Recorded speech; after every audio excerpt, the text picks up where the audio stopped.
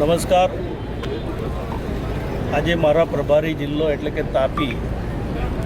તાપી જિલ્લાની અંદર તાપી નદી આધારિત ઉદ્વહન યોજના 963 કરોડથી પણ વધારે રૂપિયા ખર્ચીને આજે આપણે એનું લોકાર્પણ કર્યું છે.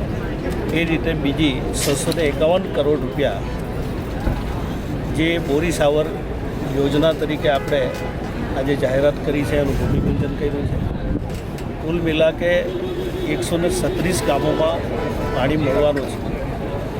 આ ખૂબ મોટી યોજના છે. તાપી જિલ્લાના આદિવાસી ભાઈ બહેનો માટે આ એક ખૂબ મોટી જીવાદોરી સમાન બનીને રહેવાની છે.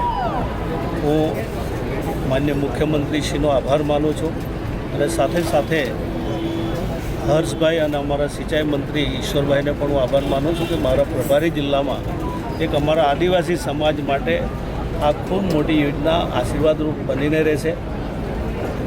સાથે સાથે હું મોદી સાહેબનો પણ ખૂબ આભાર માનું છું કે વનબંધુ યોજનાના કારણે આદિવાસી સમાજની સર્વાંગી વિકાસની જો ચિંતા 2007માં કરવામાં ન આવી હોત તો આજે આ પરિણામ જોવામાં ન આવ્યું હોત.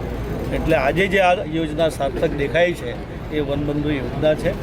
એટલે હું મોદી સાહેબનો પણ ખૂબ આભાર માનું છું. આ યોજના થકી અમારા જે તાપી જિલ્લાના આદિવાસી ભાઈ બહેનો છે એ કેટલાક માઇગ્રેટ પણ થાય છે.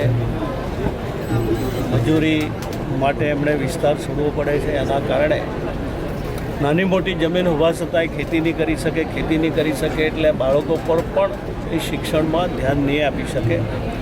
મને વિશ્વાસ છે કે પાણી મળવાના કારણે સાથે પશુપાલનનો વ્યવસાય હશે. એમના બાળકો પણ એ પોતે સ્થિર બની જશે તો બાળકો પણ આવનારા દિવસોમાં ખૂબ સારું શિક્ષણ મેળવશે.